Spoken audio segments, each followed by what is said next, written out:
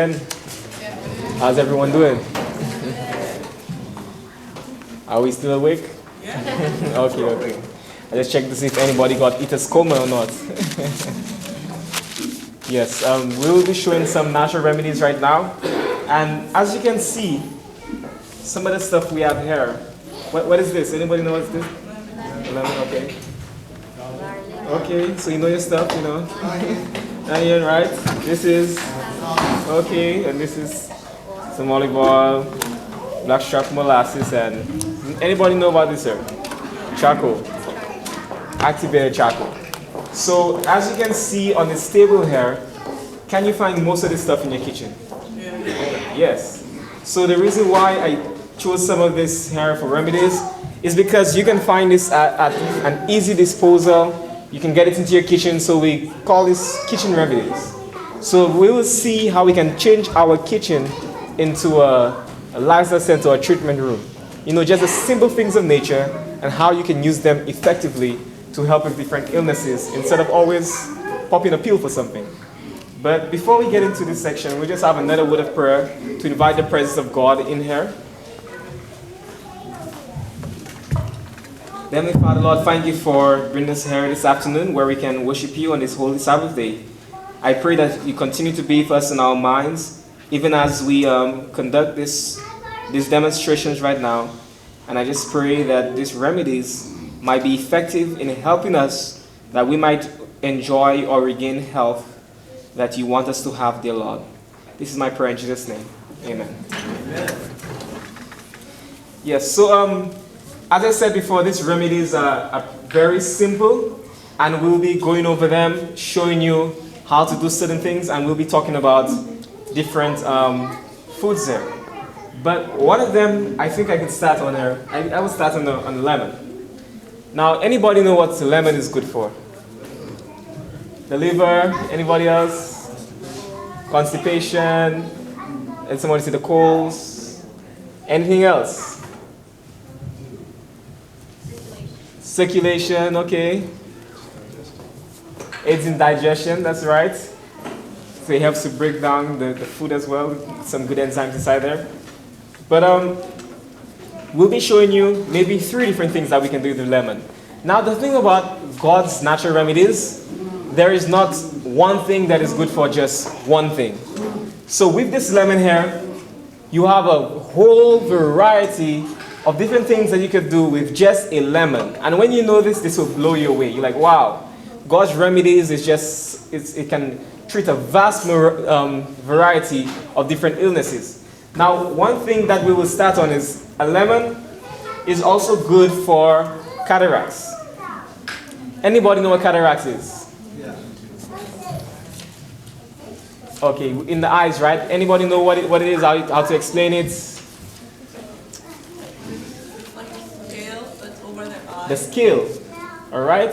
So we're getting, yes, we're getting warmer here. So now, let's say I am lifting some blocks. Every single day, I'm lifting blocks. What's going to happen to my hands after about a month's time? It gets sore, but it gets calluses, right? Somebody say calluses, okay? So got calluses. So now when the calluses develop, what is that? What are the calluses? Why does calluses develop? Protection, right? Against what? Wearing out your skin, you may damage a blood vessel, you may damage your bones or something. So your body develops an extra protection, an extra barrier around your skin to protect you. So your body is always working to protect you. Your body is always doing something to protect you. So now, the same thing with our eyes. Our eyes, it just develops a barrier over the eye to protect the eye. But from what? Well, they say to protect your eyes from, you know, when you're in a dark room with bright lights. Anybody know what I'm talking about? Anybody know something? You might be in a dark room with bright lights. What are some of these things? The TV, right? Or you go to the movies or whatever. So dark room, bright lights. So after a long period of time of being exposed to that bright light, your body develops a barrier over your eye to protect your eye from being damaged. The same thing with the brightness of the sun. If you keep looking to the sun, you know, every single day, the cataracts will develop as well. So that's why with the cataracts, what we want to actually do is to break down or peel away that barrier. And this is where lemon comes in. And even when someone may have pink eye and other different problems, certain problems with the eye, it can also be used for that, to help with it. And it's very simple how you apply it. And we'll be doing that, and hopefully we get a brave volunteer to be able to come up and to try it out. And it's... I thought he was volunteer. And anybody brave enough? So what it does is when you squeeze it, you're going to tear up. You don't have to be brave, it's very easy. You will tear up, and then when you tear up, it's actually your tears that begins to break down the barrier or the film that is over your eye. And you know, my dad was doing it for about a few months, going on to a year. And one Sabbath, we were applying it. I don't know if the Lord just works doubly on the Sabbath, but we applied it on his eye a Friday evening before worship. And during worship, we saw this film just develop, a layer just being developed at the bottom of his eye. And we're like, wait a minute, what is this? I've never seen it like this before. So we go in and we looked at his eye in the light, and it was like you could see scales, little residues that built up at the bottom of his eye because of the tears that is just breaking it down. And we're like, wow, this really works. And we actually saw it in such a degree that we could see the remainders at the bottom of the eye. So right now we'll demonstrate on our strong brother here. You know, everybody has different reactions. So I tell you, you will never know how it feels unless you try it. One person tried it, this girl tried it, and she said, I'm like, you scaring the church members, nobody's going to try it after that. But there are some people, you squeeze it on the eye and they just stay there like this. I'm like, wow, you're strong. So everybody has a different reaction. You'll never know until you try it yourself. So sometimes they say women take more pain than men, but I don't know if that's true. We always get the men. So we'll test this out there today. Oh, yeah. And it's very simple. All you need to do is just squeeze a drop in each eye. And if you want to be a little more fancy, you can buy little eye drop bottles and squeeze some lemon in it, then squeeze it into your eyes. But okay. Okay.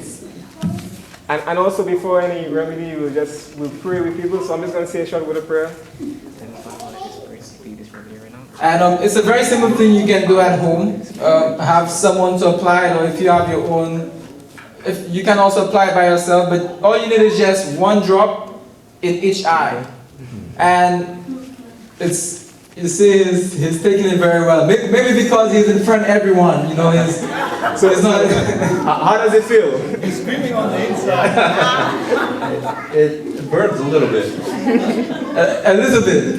Well, I know it stings and then it goes away, so you don't have to worry about the pain staying there. One time we were at a church and we did that, and a man, he took out his glasses so that way he can have us put it in his eye. But then when he was done, he opened his eye and he went back to his seat. He continued listening to presentations. He was reading the Bible, everything. Then the wife came to us afterwards and she said, "You know what? My husband was reading and doing all those things. He did not even realize that he did not have his glasses because he was seeing so clearly." So that was one of the testimonies we got one time. Go ahead. As a kid, I had pink eye, and my mother did a mixture of honey and lemon. Oh yes, honey is very good as well for that. Oh yeah, and you can even put honey inside of the eye, and it can really help to cleanse the eye as well, and really help with those conditions. And like my sister doing, but it's not that bad. So you eyes getting red right now. What is actually happening here? You see, circulation is coming to his eye. So redness means blood. Blood is being run to his eyes. So he's bringing a fresh supply of blood, which brings nutrients, oxygen, and water to that eye, and it brings healing. So say an amen for our brother for being stronger. So how often? You see, with remedies, some people ask how often or how long. In natural remedies, you have to throw the clock out the window. You have to do it until desired results are shown. Yeah, because everybody's body is different. Everybody reacts differently. Everybody's at a different stage in life as well. Question? For the honey, does it have to be raw or cooked or pasteurized? it will be better. Anything when you're doing remedies, it will be better to get the raw in its raw state, as non-processed, not processed as thoroughly as some of them. Some of them they heat it up and all different things, and it kills off some of the enzymes and the nutrients inside of it. So you want all of that with the honey, because honey is it has healing properties inside. Yes. I have a question. Because in the Philippines, lemon is very expensive. Okay. If we had calamansi, can that be used? Calamansi. What? How does it look? I'm not A too. small one. Oh, like a lime. Small lime. It's green. Smaller. Okay, you see the thing is with remedies, you can use within the family, the property in the lemon is the lemonin that really brings about some of these cleansing properties. So with those things, which is a part of the same family, I wouldn't say don't use it. I would say I would advise you to use it. Use what's in your current area. Even when we teach remedies, we try to find things that are different or that might be beneficial in different countries, because as you said, it might be more expensive there. When we do cooking schools as well, we don't tell people, make this, make that, make hamburger, and maybe in that country people don't even eat those stuff. So you work with whatever is in your country, whatever is in your area, and the Lord has placed in every single country things that are good for that does the same thing. Yeah, and that's what I believe. Yes. I've heard of castor oil being put in the eyes. What do you know about that? Okay, I've never really tried the castor oil. We have done the honey and the lemon, but that's good to look into. Wow, the castor oil. And also, we have a question here. Yeah, for the cataract, is it honey and lemon or lemon? Well, you can do lemon, or you can even do both. Let's say if you do one in the morning and the other one in the night, you can even do it that way. Or you can do one and the next day do the other one. So both will work. Yes. So we normally tell people you can use it together. Yeah. So honey brings healing. Lemon is like a cleansing agent. Yes. Are you able, does it affect, is this a remedy that will have any effect on nearsightedness or farsightedness? Nearsighted. I'll say the main thing, if someone have done a surgical procedure or something like that, then I may not really do it.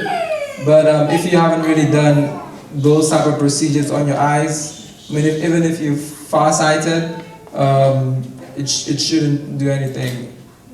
Any effects like that. It's just like a sting, then it goes away. Yeah. Even I tend to do it, even though I don't have any eye problems, because I just want to prevent. I just want to cleanse my eyes. It's always good to cleanse, because we try to keep our body cleansed all the time, because the Lord has said that He have given us the herbs for the healing of the nation. So just as we cleanse our car, we service our car every single year, and we spend so much money to service our car, why don't we service our bodies? So I believe in taking care of our bodies and servicing our bodies every now and then. Also, another question, for example, is this acidic or alkaline? Alkaline effect. Okay, on the outside, is it acidic or alkaline? It's acidic right now. But a lot of times when we tell people that they can drink, lemon water, and it will help alkalinize the blood, then they're like, okay, well, it's acidic. How comes it's going to alkalinize my blood? Well, inside the body, lemon is converted into an alkaline compound. So in the body, lemon is very alkaline. You can use this to alkalinize your blood as well, your water. So basically, there's a huge thing about alkaline water. And a very simple solution to saving a truckload of money in buying your alkaline machines is squeezing some lemon inside of your water every morning. Every morning if you drink, let's say 2 cups of water, squeeze half a lemon in there, squeeze a lemon in there, and you get your natural alkaline water. So, and our bodies, a good pH, our bodies need to be about 7.35 to 7.45, thereabouts on average, of a pH which is slightly alkaline. And not only through your water, because oftentimes people just try to alkalinize with alkaline water, but yet still a lot of the things in the diet is very acidic. So, and a lot of people with illnesses, disease tends to grow in an acidic environment. And you'll find that everyone, let's say with a majority of people with diseases, and also especially with cancer, the blood is very acidic. and you can even die. I mean, you can die from both extremes, but it's easy. A lot more people, it's easier for them to die from something called acidosis, which is when the blood goes too acidic. And what are some of your most acidic foods? Meats. What else? Sugar, and sugar is very acidic, especially a lot of the sodas and everything like that. I mean, just in one bottle of regular soda, you get about 16 teaspoons of sugar. That is ridiculous. That's why it's so addictive to many. So those things will really create an acidic environment in the body, so really balancing it off. That is why oftentimes we really tell people, if you can do at least, let's say, 80% raw, your raw foods typically will be alkaline in nature, at least 80% and less of the cooked, then you can be able to better balance that acid-alkaline environment in the body as well. And do we have something over there? Yeah, so sugar, you say. How about honey? Is it acidic? Honey, I believe honey is slightly, it's not as acidic as a regular refined sugar, but it's slightly on the acidic side. Now, for example, a lot of your grains as well, a lot of your grains are acidic, but it's not like a bad acidic. So acid foods in general, certain acid foods are not all bad, it's just having the right balance of your alkaline and your acidic. So for example, a lot of your nuts as well, I mean, some of those may be more acidic, but it's not like a really acidic food. But being able to balance it out with a majority of your vegetables, your fruits, if not like almost all of them are alkaline. So that is why having more of your fruits, your vegetables, your raw, you can be able to create that acid-alkaline balance in the body. And these, for example, even cancer cannot thrive in an alkaline environment. If you alkalinize the blood, it helps to kill off cancer, even whatever disease. They cannot thrive in an alkaline environment. Yes, and also, as we talking about cancer, one of the things when we look at cancer, there is an organ in your body that filters a lot of the waste and everything that goes through your body. And that organ is your liver. When your liver is not functioning properly, your body tends to become very acidic. You can have water retention, all these different problems because the liver is not functioning properly. And many people might think, I'm young, nothing is wrong with my liver. I don't show signs of anything wrong with my liver. But your liver can withstand a lot of pressure until one day it just breaks loose and it just gives way.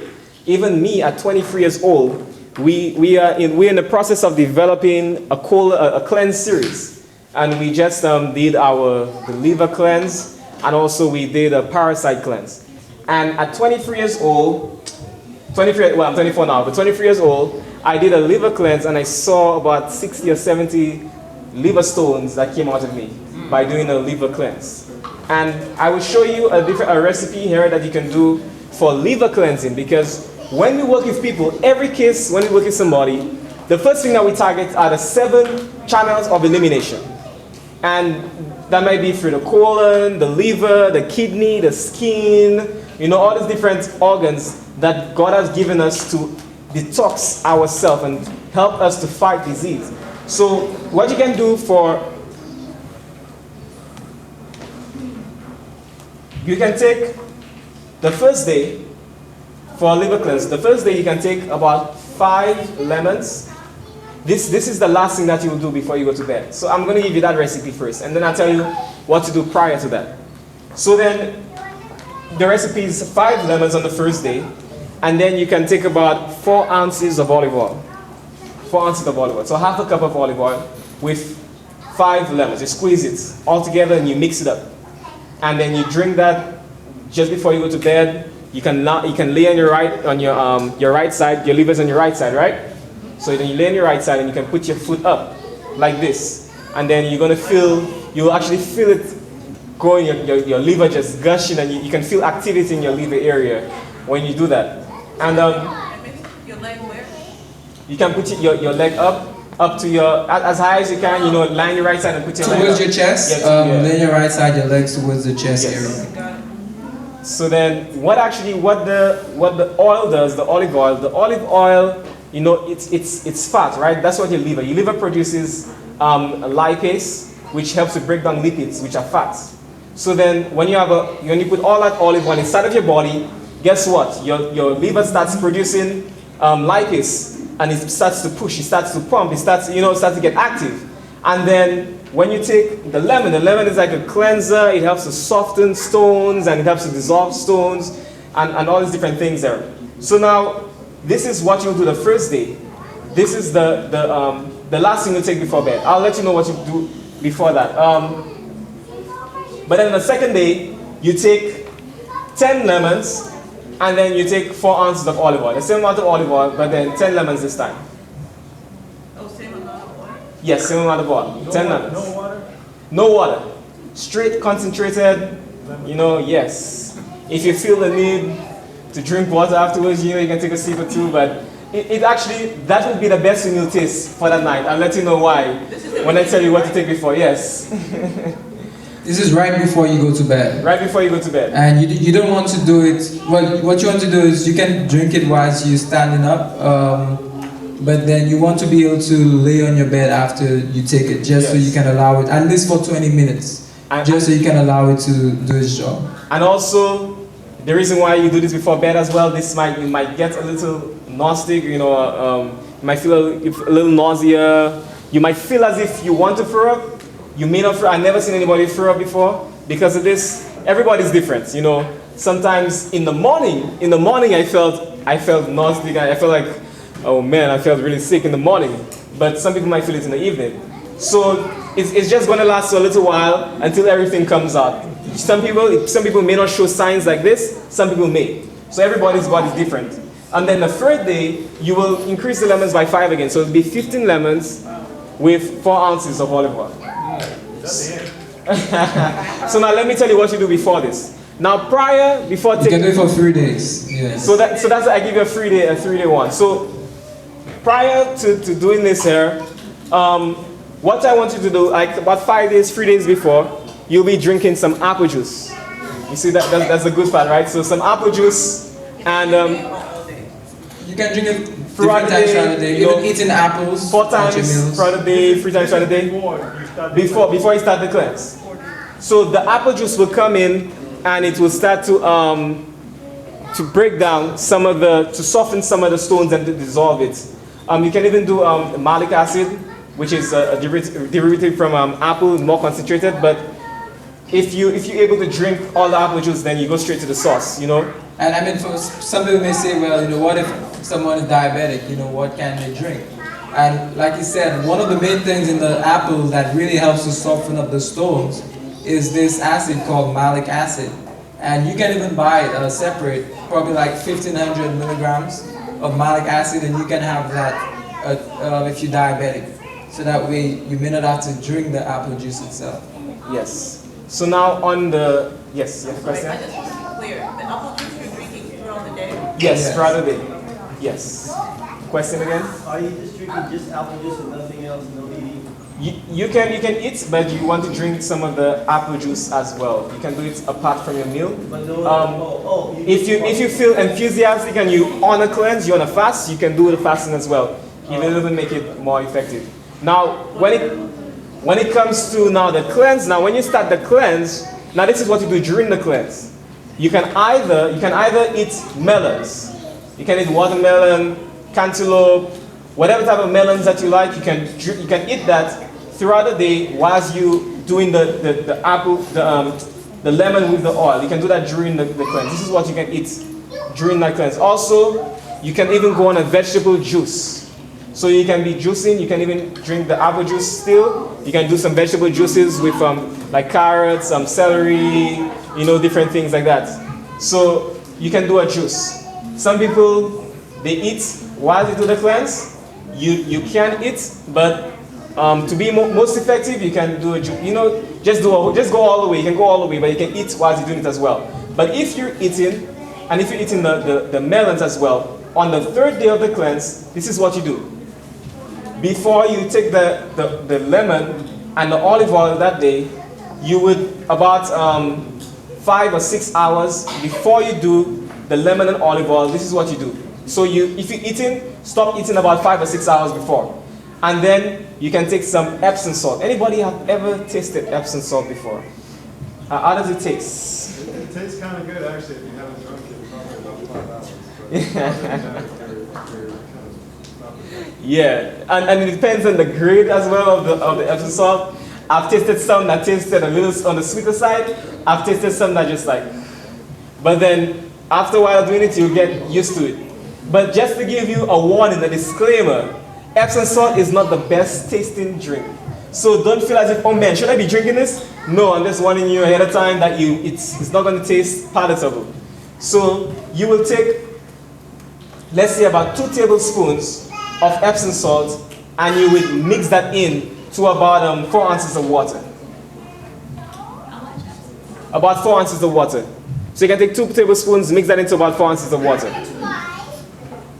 So now when you do that, you will, that's on the first day. So you take that about, let's say about 5 o'clock in the afternoon. And then you can take it 2 hours later, about 7 o'clock, take that same liquid again. And then just before you go to bed, you can take your mixture here. And then now, when you take the lemon and olive oil, in the morning now, after you do the cleanse, after you take the last lemon and olive oil, you will do the same solution of Epsom salt. You drink that same thing again, the Epsom salt with the water. And you will drink that, let's say about, depending on how early you wake up. I did mine about 5 o'clock in the morning. You can do it about 6 o'clock in the morning. And then you can take it again at about 8 o'clock in the morning as well. So that's like 4 times you'll be taking it. Now, when you take it in the morning, what the Epsom salt does is high in magnesium, and it dilates the bile ducts.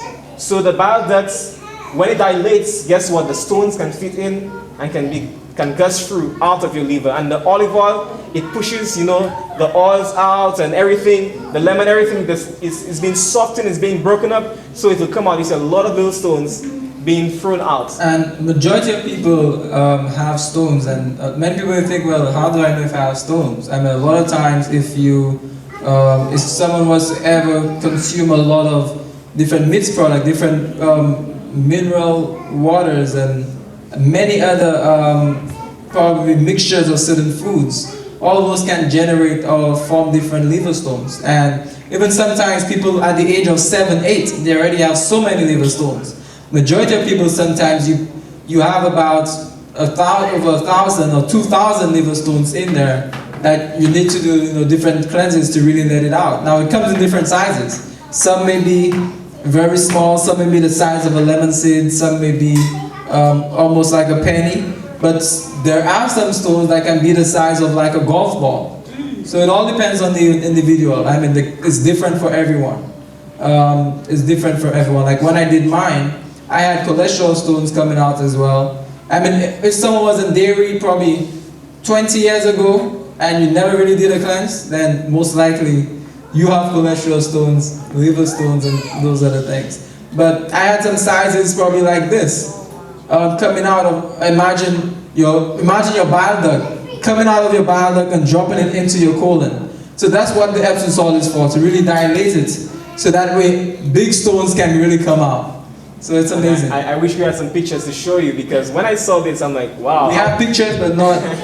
I was happy to see it, but then it wasn't so happy, but I was happy that it came out of me. Yes.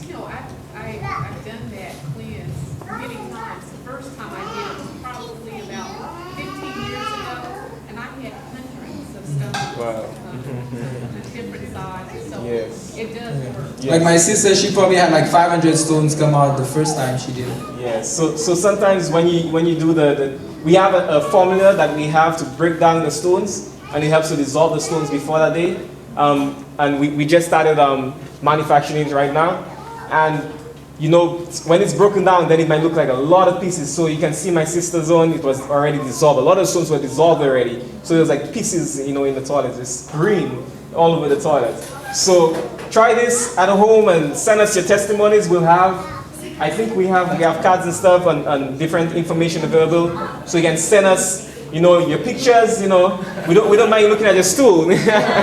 Stool inspectors. When people go on our cleanse program, for testimonies and different stuff like that. We tell them, send us pictures of your stool. They're like, send us pictures of your stool. I'm like, yeah, you don't you look at your stool? Like, no. I'm like, I look at my stool every day. You know, it tells me the condition that I'm in or what am I doing. I look at my stool, is it whole, is it in pieces, is it soft, is it liquidy? Then I can know what is going on in my body. So, you know, you can examine your stool as well, you know. Septic inspectors, whatever you want to call yourself. My question was, the stones come after 3 days? Yes, after the third day, you can see like little pieces coming out here and there. But after the third day, you really see a lot. Because of the Epsom salt, you really see a lot of the... And usually in the morning, if in the morning, let's say when you do the Epsom salt in the morning, that will really help to flush you out, where you really see a lot of the stones coming out at that time. So I mean, if you do it on a day that you know you will have free available, like a Sunday or a day when you're off, it's best to do it because you'll be heading to the bathroom will be your new friend, your new buddy for that day. One last question. I know you mentioned earlier that the Epsom salt you're doing if you're eating. Are you still doing the Epsom salt for the Yes. morning, even if you're Even if you're not eating, you do the Epsom salt as well. And also, one thing to note, if you're eating on the morning, you do not eat and like 2 hours after you do the cleanse. So let's say if you do the last Epsom salt about 8 o'clock, you don't eat about till 10. Yes. So because I'm telling you, even me, like I looked at my stool, even like 12 hours later, I'm still seeing stones coming out from me. So what color are the stones coming through the it stone? comes. It depends on how long it's been there and the nature of the stone. Sometimes it's like an off-white. These are more like cholesterol, and then you see the like green your blood stones. stones would be your green. Yeah, the green stones has been there, you know, a little longer, getting some of the acid and everything. And a lot of times, you know, sometimes when someone have a problem, the first thing is cut it out. You know, then you get all those surgical procedures. Oh, yeah. People say, I don't have a gallbladder anymore. I don't have an appendix anymore. When, I mean, really, all you just need to go on a good cleanse to really get rid of those stones. Yes. People with appendicitis and all those problems, I mean, you just really need to clean out your colon, and without even having to cut anything off. So, I mean, all your organs are so essential. So it's very surgery. essential. It's surgery without a knife. And also, if we even have our colon cleanse available, that's one of the first things that we started manufacturing, a colon cleanse. So I would advise doing a colon cleanse whilst you're on it or even afterwards, because you don't want any of the liver stones or anything to be trapped in your colon afterwards, because it can be very poisonous inside of them. Yes. So you have all this, do you have that cleanse on your website? Yes, we have it on our website. We travel with it at every church we go to, but since, you know, we're traveling by plane, you know, walking in some herbs in your bag, that might look kind of fishy, so we bought about 3 of them, a cleanse package that we have at the house, which is really for James, but then... We couldn't use anything. We couldn't really use any of those cleanses, so what we were thinking for J12, we might probably have to give a gift. Because, I mean, the first night, there we're like, okay, wow, we cannot really do whatever we were planning in our minds. The first thing is to get rid of all the fluids. But we were not able to use them. But you can go to the website and... it's EdenLifestyle.org. EdenLifestyle.org. And also you may be able to get like a free ebook on there, and Yes. we have a full guide on cleansing. And also, we don't have any of our papers, anything with us, you know, we're not prepared for anything. But we normally collect emails. So I don't know if anybody has like a blank paper, you can write your name and email, your information, and then we'll email you an ebook on a cleansing guide, and also living God's plan daily, how to prepare your meals and how to balance your meals and so on.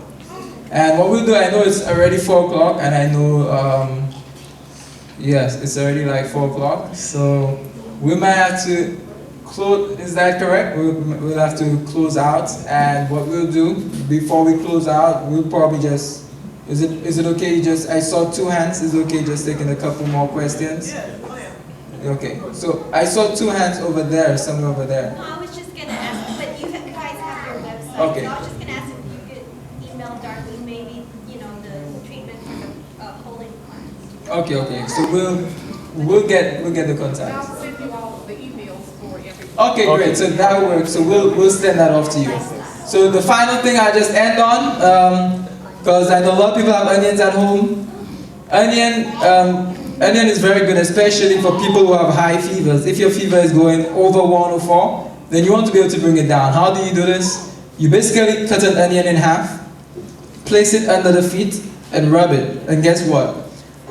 The temperature will drop. For example, one night, my sister, she was in a room, and she called my phone. She was like, okay, well, no, I'm having a really bad fever. Then, immediately I, woke up and went to a room and, checked the temperature, and it was already going to 104. So I'm like, okay, we went into the kitchen, cut up an onion, went in, placed it under her feet, rub her feet, placed it under both of her feet, and 5 minutes later, how many minutes later? 5. Just 5 minutes later, I checked her temperature again, and it already went down to 98 point something. Wow. In 5 minutes. And it's just amazing how we can be able to bring down the fever. Even urination. If someone has problem with the kidney is, you're not urinating properly, or you dripping while it's trying to urinate, the fluid is not there, just rubbing half an onion, and you can even poke it, get the juices flowing, but rubbing it in the groin area, it can help with urination. And that's something we're even using with our brother James. We're even using that where we even just place it there for some time, and soon he'll say, okay, he wants to urinate. Then we'll, have him to urinate. But red, white, yellow, as whatever you have. Whatever onion, it's whatever color. Once it has the properties in there. So the main thing is, once it has the properties in there, it will work. And sometimes, as medical missionaries or whatever it might be, we might be living in a dream world, We think that we need to have this exact thing, exact that, and then we can do the different treatments. Like even during this week, we built a steam chair, steam cabinet. And many people, if they don't have the portable machines, they don't have the sauna, all the different things, they think that they can't do it, but we always tell people to work with what's around you. Be like ingenious, just be creative. God has given us creative power, be creative, use what you have around you, and the Lord will work through that. Amen. Is the onion safe for babies? For babies? You can use it on babies as well. Yeah, you can just cut it up smaller because the feet are so small, you can probably cut it up like in a quarter or something like that, and then rub it on, yeah. And a lot of times, sometimes when we talk about certain foods, we show people a lemon, and we talk about the properties, or we show people garlic, we talk about the properties. People laugh and they're like, how can an onion do this? How can a piece of lemon do such a thing? But when back in the 1800s, that is what people were using. It's just now in 2016, you talk about the same things their forefathers was doing and they laugh at you. But then, the Lord has given those things to us, and He has promised that He has placed His healing properties in the simple agencies of nature. And that is one way when if you use it, you can be assured that the Lord will give His blessing as you continue to do and to use those things in the recovery of your ailments. Yeah, someone has a question about headaches. What is a natural remedy to help a headache? Migraine. Okay, so there are different headaches, different types of headaches, different reasons why some may get it, but then a remedy, and always you want to be able to go back to the cause, but a remedy, for example, if someone wants to do like a hot foot bath, and being able to just place your feet in hot water, probably you can start off like 102, make it rise, let's say, to about 110, and being able to just sit down in a chair, have yourself covered, and get a basin which has hot water in it. Just placing your foot in there and hydrating yourself throughout the day. Drinking water all throughout every 30 minutes. It helps with the headache. And usually with the hot foot bath, a lot of people while doing it, they notice, oh wow, the headache is gone. And we've had that happen to a lot of people. And there are different things that can be done. So even, for example, a lemon, and you want to do different things. Different people's bodies may be different. But even cutting the lemon with leaving some of the pulp, a little bit of the pulp on it, cutting the skin around it, and placing it on the forehead as well. That can assist. But sometimes, for example, there's a lady having a lot of headaches, and it was due to her sinuses. So she was having a lot of sinus headaches, so some people may have that. So what we did, we had her go on a cleanse. On the cleansing program, because she was having it like every day. On the cleansing program, she realized, oh wow, I'm not getting headaches anymore. And she went and she changed and she adopted a different lifestyle, and she haven't been getting those headaches anymore. So it's really going back to the cause, because sometimes you can, every day you do a remedy, then you get some relief, then the next day you do the same things, and the headache comes back, then you do the same thing. But then a lot of times, a high consumption of a lot of dairy products will generally give a lot of headaches. And also, that's one thing. Have you ever noticed after you eat a lot of cheese, you feel like you're getting a headache, or you just feel like your brain is just clouded? Yeah, so that's one of the causes you want to get, just stay away from dairy. All these things can contribute to So a headache. the best thing is turn on the faucet and stay hydrated. A lot of times, people have headaches. It's just like congestion of blood in the head. Like the hot foot bath I was talking about, all it will do is be able to evenly distribute the blood, have it to go down towards the feet area, and not have it be congested in one area. So that's what the headache is. And a lot of times, people are dehydrated, they get headaches. So keep hydrating yourself throughout the day by just simply drinking a good amount of water. For example, just divide your body weight by 2. This is the amount of ounces you need. So on average. So consuming the right amount of water intake, it can also assist. And if there are no more questions, I know we passed the time. We will go ahead and pray. We really love to share more, but we had many more to share, but we have to stick with the time. And we have the same too. Well, I don't know